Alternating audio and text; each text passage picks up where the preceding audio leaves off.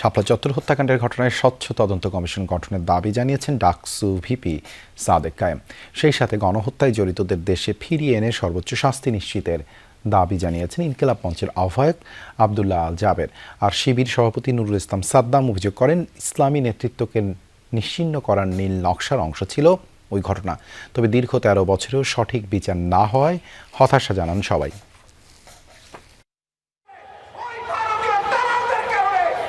৫ মে শাপলা চত্বর হত্যাকাণ্ড দিবস উপলক্ষে দিনব্যাপী নানা কর্মসূচি পালন করেছে বিভিন্ন রাজনৈতিক দল ও সংগঠন। এদিন শাপলা চত্বরে মানববন্ধন করে ছাত্র শিবির। সংগঠনটির সভাপতি বলেন, শাপলা চত্বরের ঘটনার ১৩ বছর পেরিয়ে গেছে, তবে সুষ্ঠু বিচার নিশ্চিতে এখনো দৃশ্যমান কোনো পদক্ষেপ নেওয়া হয়নি।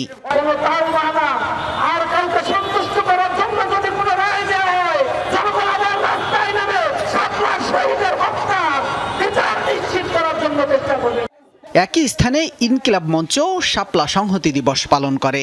সংগঠনটির সদস্য সচিব ৬টি দাবি তুলে ধরে বলেন, গণহত্যায় জড়িতদের সর্বোচ্চ শাস্তি নিশ্চিত করতে হবে। যারা এই গণহত্যায় অংশগ্রহণ করেছে তারা যদি এই মুহূর্তে পলাতক থাকে তাদেরকে দেশে ফিরিয়ে এনে অতি দ্রুত বিচারের মুখোমুখি করতে হবে।